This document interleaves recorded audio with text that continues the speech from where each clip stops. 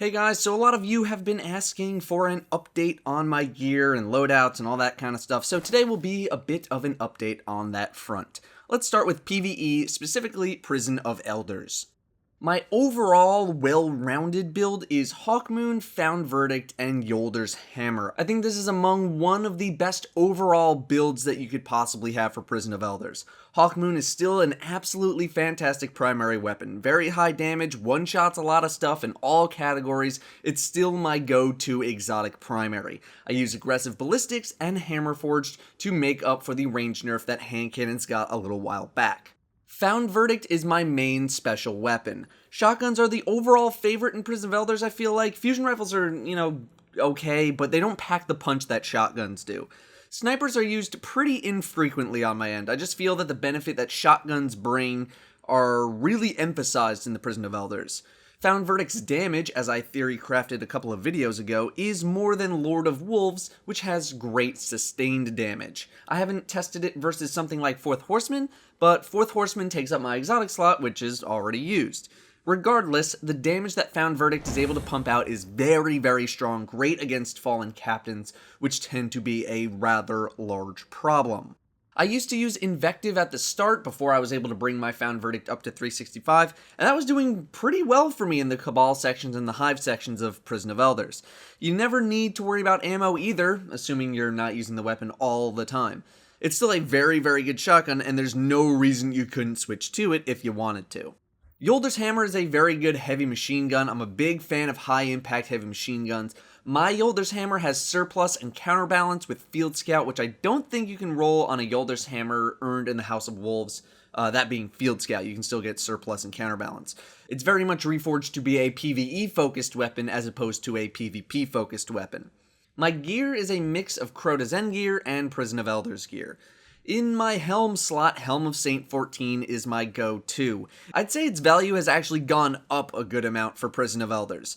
The arenas that you're in can get pretty hectic, namely the Hive and a little bit of the Cabal, where enemies just tend to swarm you. In the Fallen sections and even Skolas, it can be pretty valuable when things get dicey. I know that I've said many times in the past that I prefer to use offensive-based exotics, but the defensive benefits that Helm of Saint 14 brings are so great that it just ends up being the best choice. In the lower levels, level 32, level 34, you can get away without using Saint 14 and maybe opt for something like Ruin Wings, but the change will not make or break your experience. Everything else consists of the Prison of Elders gear or Crota's End gear. Unfortunately, I haven't been so lucky with the stat allocations on my gear. You can see I'm very intellect heavy, and I'd like to get some pieces of gear to bring that down to close the gap as much as I possibly can.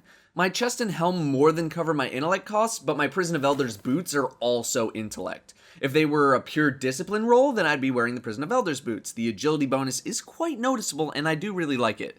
Instead, I wear pure discipline Crota's End boots. Obviously, switching your gear around to fit whatever room you're in is going to be a good decision, but it can get a little monotonous switching your gear back and forth every single time. I don't do that, and I don't really have too much of a problem doing Prison of Elders. My build is a very familiar build. I don't think I've changed my Defender Titan PvE build at all for Prison of Elders. Magnetic Grenade, Increased Height, Weapons of Light, War Machine, Titan Codex 1 and 5, Bastion, and Illuminated. I used to swap to Blessing of Light in the early days while we were still learning the encounters, the pacing, the strategies, but now that I'm very familiar with everything, I just stick with Weapons of Light. The benefits are immense for it.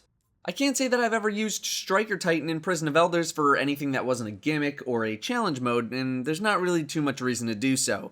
The benefits of Defender Titan are just too great, and Defender Titan is probably the best PvE subclass in the game right now. As for any burn mods, for Arc, I use Fatebringer, Found Verdict, and Thunderlord. For Solar, I use Vision of Confluence or Six Dreg Pride, Lord of Wolves, and a random Solar Heavy. And for Void, I use Word of Crota, or whatever's in my inventory that has Void, Swordbreaker, and my Yolder's Hammer. Moving to general PvP, I finally decided to stop messing around, and I actually have a real set of armor for PvP now. My weapons should seem pretty familiar. Hawkmoon goes in my primary slot. Hand cannons are the most popular weapons in PvP right now, we all know why, and if I want to stand a chance, I'm using Hawkmoon. I use Hawkmoon because of personal preference, and that's it. Literally, that's the only reason. Thorn and the Last Word are probably the better options overall, but I just like the feel of Hawkmoon. My special weapon is either my Fellwinter's or my Matador 64, or my Praedyth's Revenge for sniping. The Fellwinter's or Matador is, yet again, because I actually want to stand a chance in PvP. The only way to counter these things is to use one of your own. I say Fellwinter's or Matador simply because I swap my gear around a lot, so I just use whatever I have on my character. My Fellwinter's is from the times of old. I have Shot Package, Who's Next, and Hammerforged, and my Matador 64 has Shot Package, Small Bore, and Battle Runner, and that's how it was actually awarded to me. I didn't even have to reforge for that stuff. I do really like Battle Runner. It's a very fun horizontal bonus. Just gives you a very nice and very noticeable speed boost. My sniper remains to be Praedyth's Revenge due to personal preference. I like being able to shoot very quick follow-up shots. I like the way that it handles. I like the scope, so yeah. The one negative to it is that it won't kill through an overshield from being rezzed in Trials of Osiris, but I'm not often in that situation as I'm a pretty terrible sniper. My heavy is once again Yolder's Hammer. I like using heavy machine guns in PvP. Their benefits are outstanding if you manage to survive the chaos of rockets flying around everywhere. Yolder's kills in 3 shots if one of them connects to the head. It's very lethal. Range and accuracy are not that great though. My armor changes dramatically from my PvE setup. On my head, I have the Helm of the Exile with Intellect and Strength. Grenade hits restore melee energy, more super energy from grenade kills, and replenish health when you pick up an orb. Overall, this isn't a super great helm, but I use it because it gives me the most bonuses possible without overlapping on anything. I used to have a setup of helm and gloves where I had increased melee attack speed twice, and that bonus does not stack. Now I changed it around where I still have the same bonuses that I used to have, while turning my discipline that used to be over the cap into strength, and now I'm only 13 points off from the discipline cap, which is, as close as you're gonna get. Plus, I mean, this looks way better than the Commando Custom, and you gotta look good to play good. My gloves are the Watcher's gloves that you get randomly from Trials. Intellect Strength with hand cannon reload speed, and increased melee attack speed. Very good set of gloves. I also have the Pulse Rifle variant with Pulse Rifle reload speed and grenade throw distance, but if I wear those, I'm missing the increased melee attack speed bonus, and therefore I switch to my Commando Custom to have that bonus. Yes, it's that good. You should always have increased melee attack speed. I've been trying to love Mina Multi-Tool again recently, and I have an excellent set of gloves for Scout Rifle usage, the Gauntlets of the Exile. Scout Rifle speed, melee attack speed, and special weapon reload speed. Absolutely amazing set of bonuses on these.